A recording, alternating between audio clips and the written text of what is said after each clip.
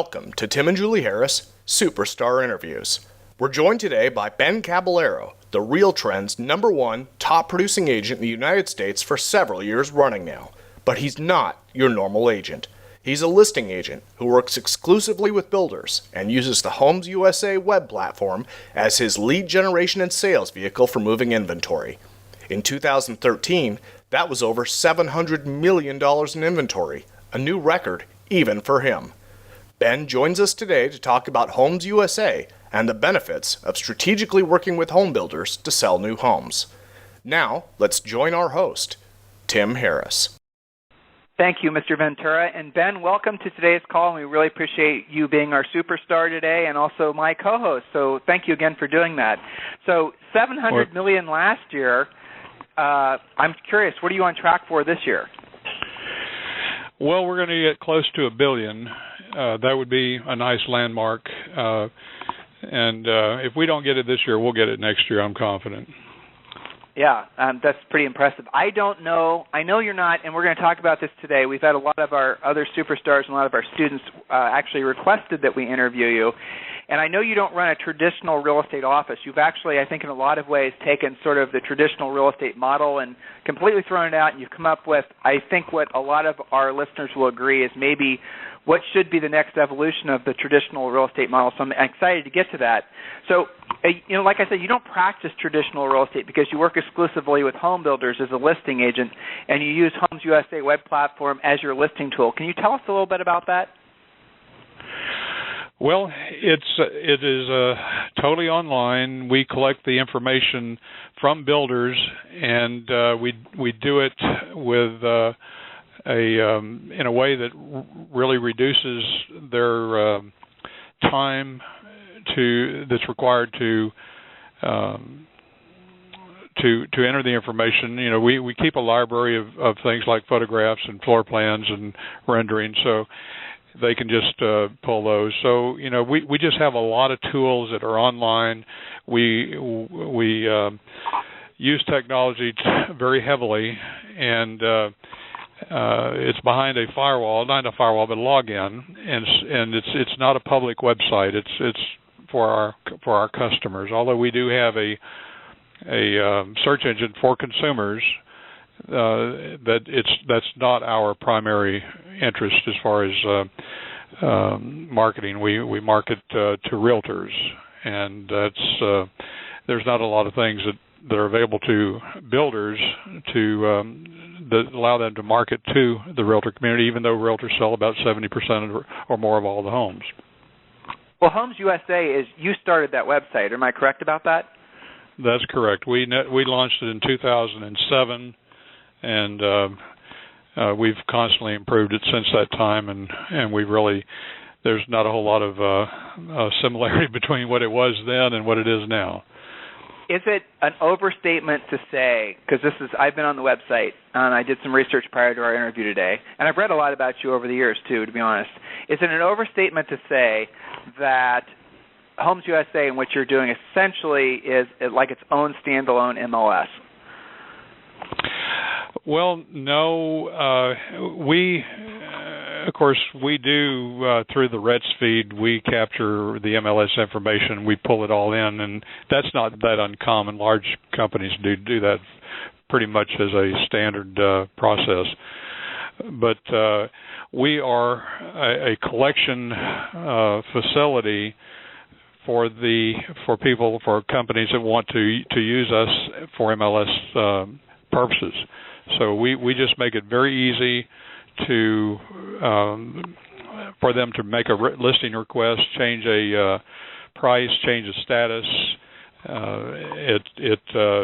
They can log in, click a button, and it's done. You know. And as far as the listings themselves, we're just now launching a what I think is going to be a game changer, and it's going to allow us to appeal to a much broader audience, and that is we're taking direct data feeds from builders and using that to create their MLS listings, and through the entire process we will be able to eliminate everything that's involved except 8 fields. They'll have to enter 8 fields. For instance, for it to create a new listing, all they will have to do is enter the legal description, and the price and everything will be coming directly from the builder's office.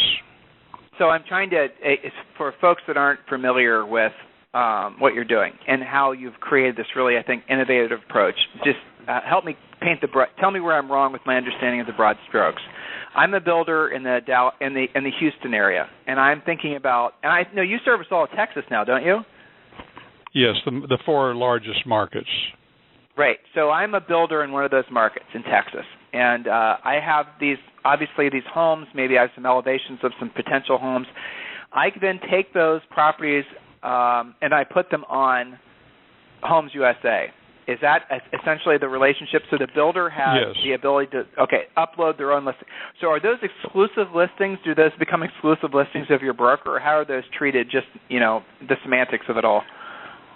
Yes, we are the exclusive listing broker, and now we are not the exclusive. We don't have the exclusive right to sell, because in Texas, builders have a right to sell their own properties. We sure. In Texas, as in some other states, we still believe if you own something, you have the right to sell it yourself. And so, by extension, builders can hire employees to work for them, as long as the employees are actually receive a W-2 and don't work for anybody else selling anything else. Then they can act as the builder's representative to sell homes. Okay, so from a listing broker's perspective, you obviously have a massive inventory of arguably the most desirable property, because new construction in most cases is always going to outsell resale. So as a listing broker, I mean, obviously you're on track to sell, hopefully over $1 billion. I'll throw that out there for you this year in volume. The new construction builders put their listings on your site, and I assume there's some sort of fee that's associated with that.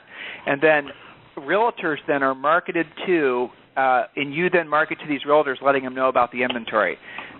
And you then, I assume, also have realtors that work for you as buyer's agents, or is that? Explain to me more how it works, what the sort of the business model of this is.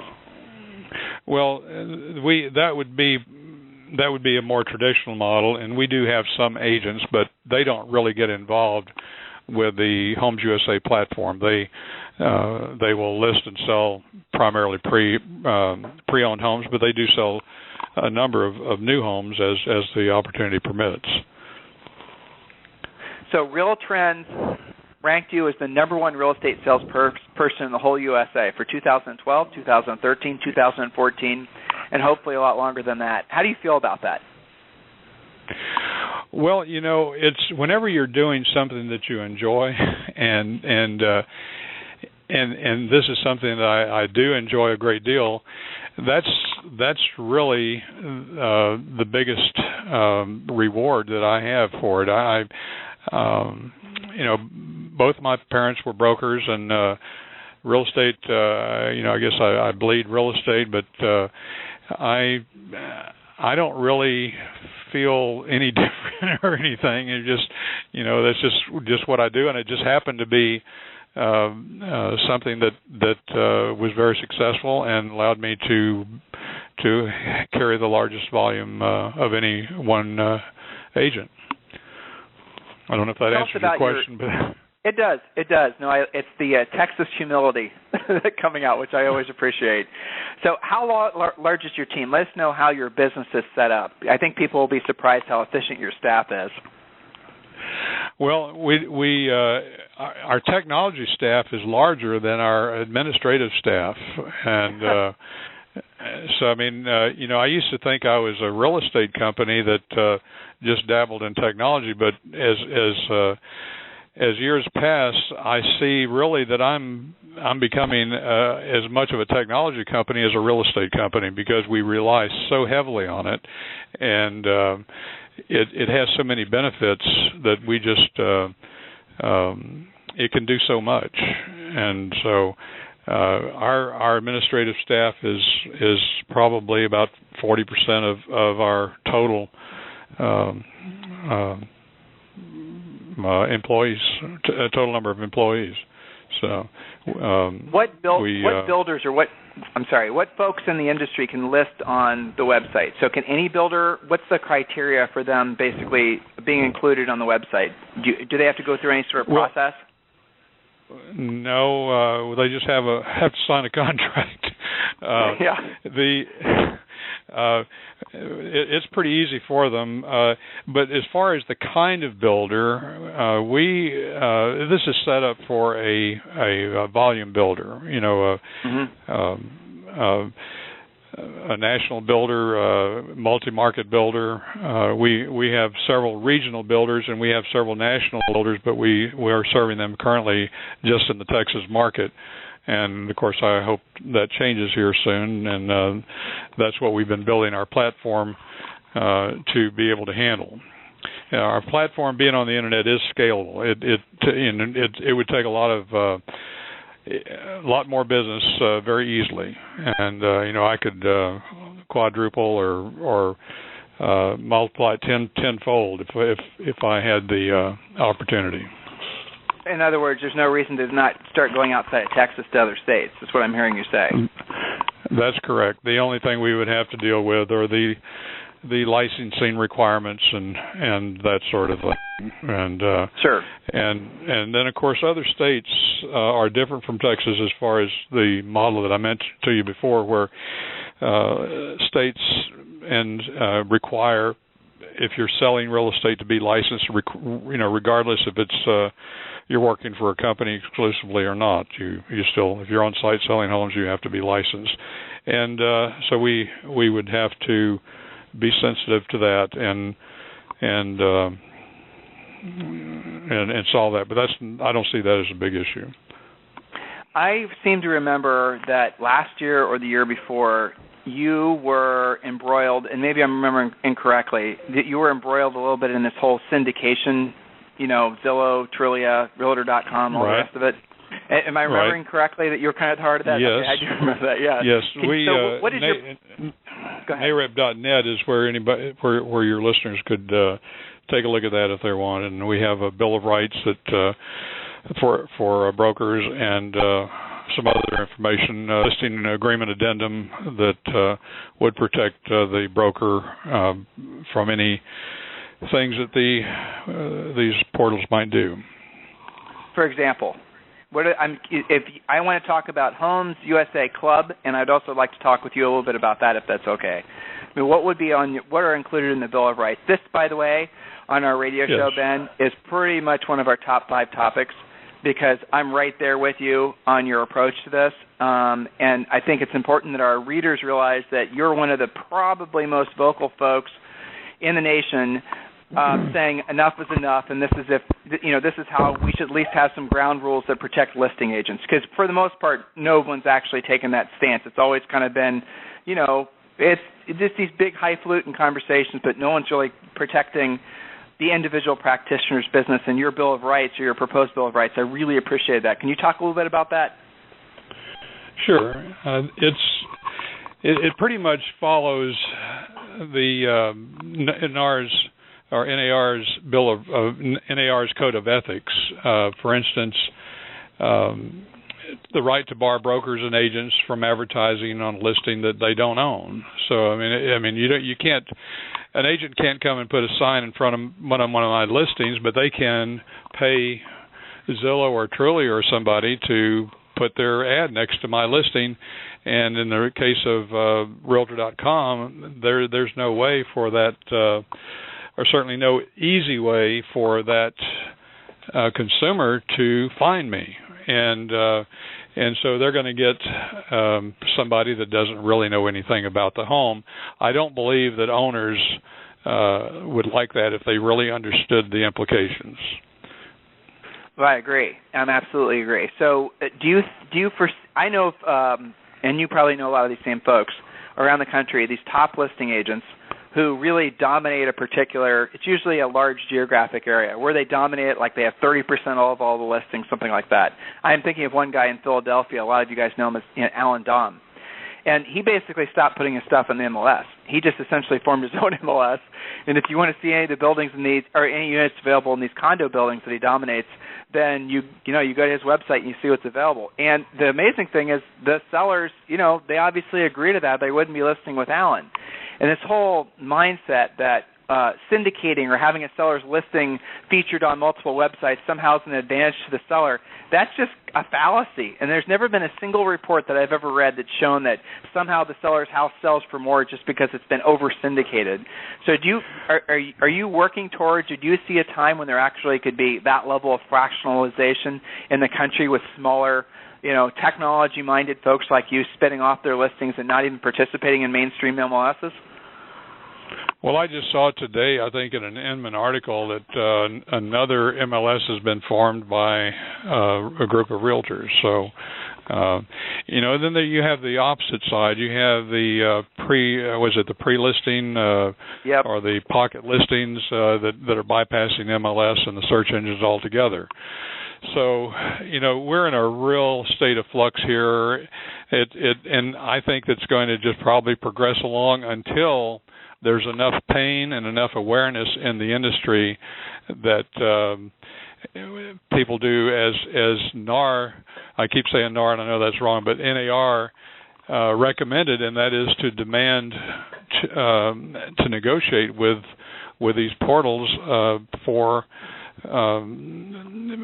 better rights rather than just following along like a bunch of blind sheep. And that's, this is a new situation. Realtors are not necessarily known for their quick adaptation to technology, and these people, these portals are spending millions of dollars, tens of millions of dollars to get their story out there, and it's difficult, if not just totally impossible, for any one person or even group of companies to fight them. So it's going to have to be a revolt if they're going to change anything. If we have enough pain, there will be a revolt.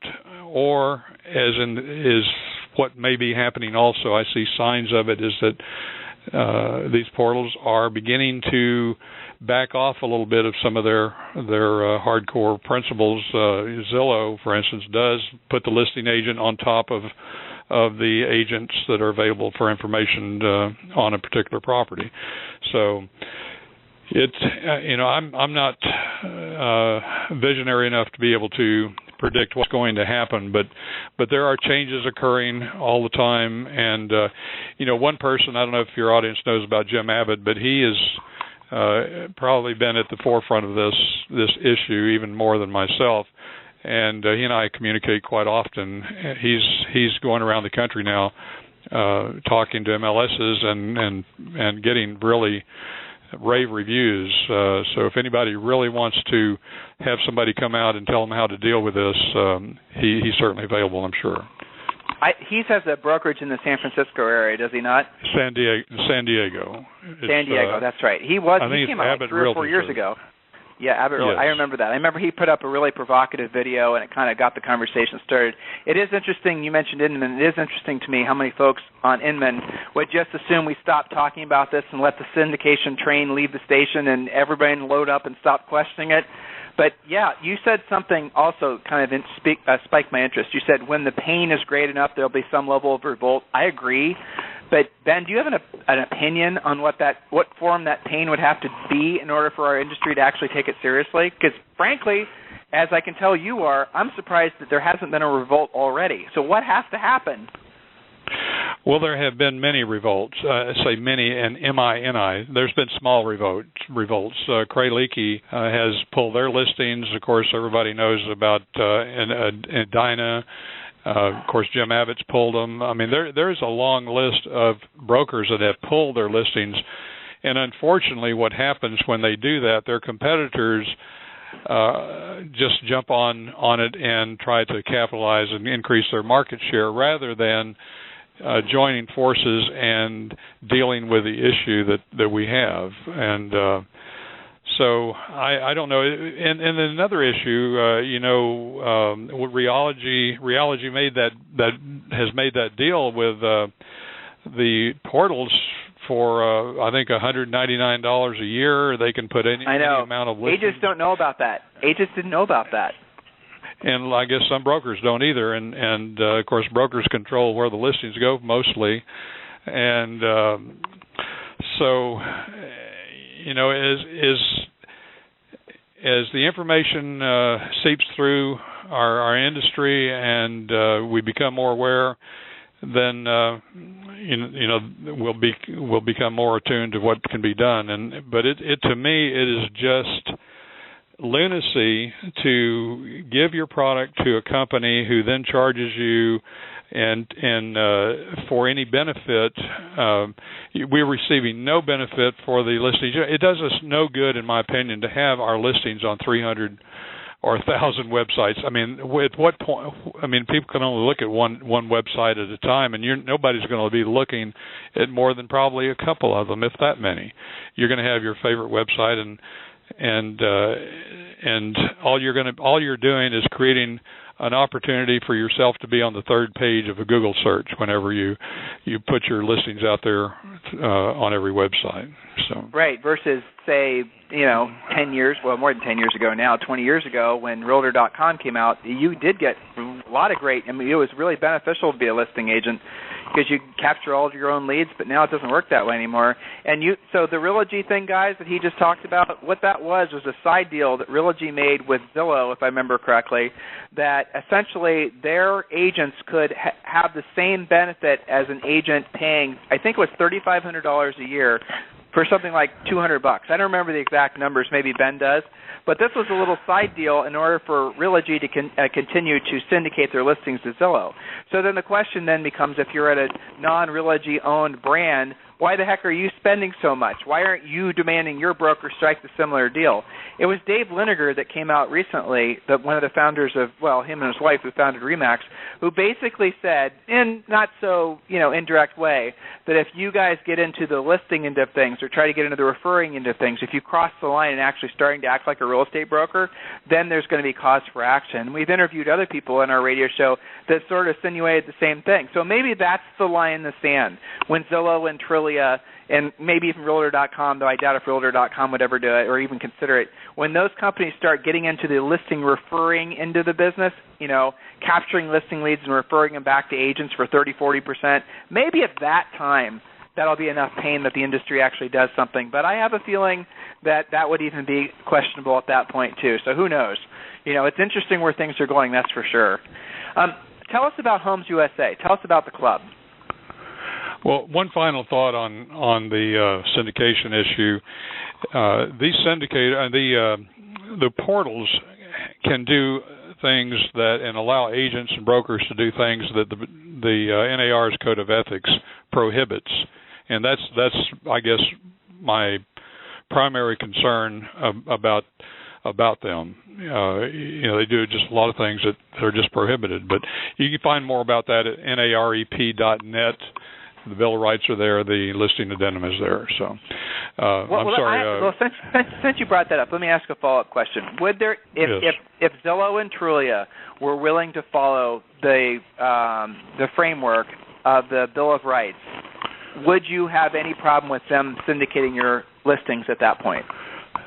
No, it would require a change in their business, the way that they do business, but that would be fine with me. I think it would be a fair exchange because we would be giving them their content in return for some benefit, and right now we're giving them the content and very little benefit. They allow people that are. Go ahead. I'm sorry. Well, I was going to ask you, what if they're willing to pay you for your listings, like pay you for your content, kind of like a lot of independent writers do? They'll write an article and sell it to an online publication and get paid, per word or whatever. So can you conceive of a time when it would be acceptable that they would pay you for using your listings? That's an interesting concept. I hadn't really thought about it, to be honest with you.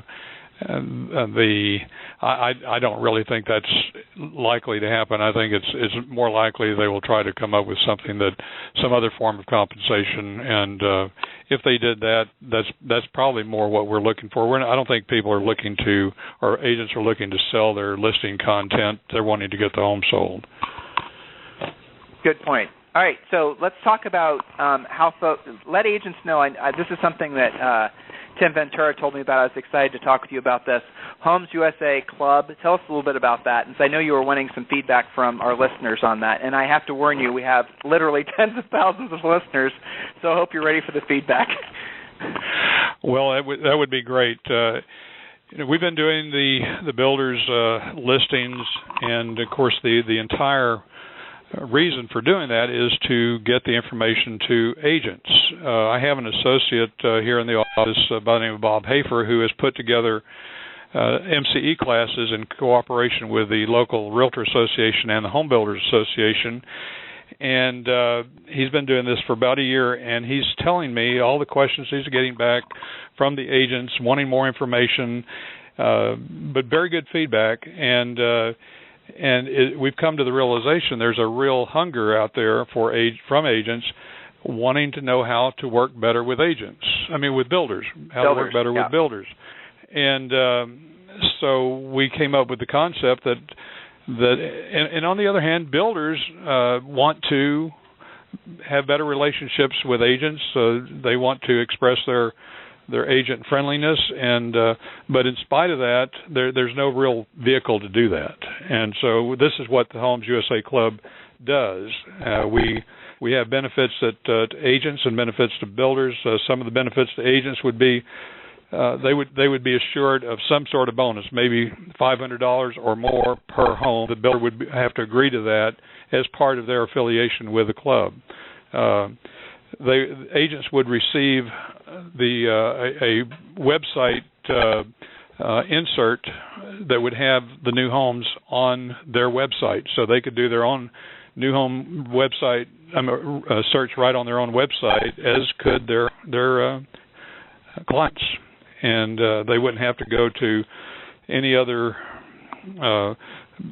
multiple builder sites to find out what the inventory was. We would have all of that right there on their website for them. It's been suggested that we have a job board for agents that want to become assistants or sales counselors. Of course, the education benefits I touched on. We would have meetings, annual and quarterly, and semi-annual meetings for trends and to keep agents. Excuse me, I'm getting a little ahead of myself. To keep agents up to date on housing trends and economic forecast. We would have annual awards for recognition of agents that outstanding performance, and they would also receive lapel pins, decals, and the right to use our logo on their cards, their websites, their signs, whatever they may want to let people know that they are part of this entity. And on the other hand, builders would be able to, as I say, demonstrate their friendliness, increase agent goodwill, hopefully increase sales. They would have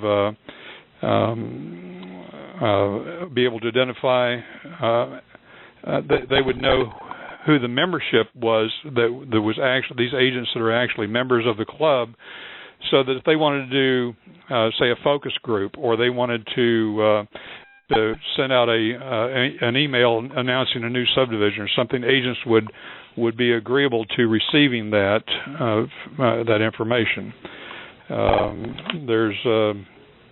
Let's see, and of course the builders could then post anything on the job board if they had an opening for an assistant or sales counselor, and that's some of the highlights of the benefits. So the website for the website for them to go to, Ben, is? Well, we have not. It's going to be HomesUSASalesClub.com. We're still in the feedback stage, and I will say we have not received one negative comment from builders or brokers. We have an appointment with the largest independent broker in our region next week to brief them on it. We've already done a pre-briefing, and they seem very interested. I've talked to multi-market regional builders that are very interested in it, and we're talking to even some national builders that are very interested. So when we get all of our feedback, we will then finalize it. It's not going to be difficult to create the website, and it's not going to be an expensive process for anyone to be a part of. For the agents, their only cost is going to be taking the courses to become qualified to use the logo and be a part of the membership. They would have to sell at least one new home per year to remain members, or they would drop to a candidate status. No, I get what you're saying. So basically the essence of it, and I agree this is a great time for you to come out with this product, in essence is there are tremendous opportunities to be working with new construction builders all over the country. A lot of them are retooling their sales staff. A lot of agents don't really know anything about working with builders. Builders and working with builders, whether it be a high-end custom builder or a production builder, it's a fantastic way to make money. And some of you are going to find yourselves specializing and wanting to focus just on new construction. And, like Ben has, it is an incredible opportunity in virtually the entire country. So, Ben, we have to wrap up. I really appreciate you being my co-host today and allowing me to interview you. It was great finally talking with you. And so, guys, there it is. Popular request. Ben Caballero, RealTrends' #1 top-producing agent in the USA. Hopefully you enjoyed the interview as much as I did. So, Ben, thank you very much. I really appreciate your time.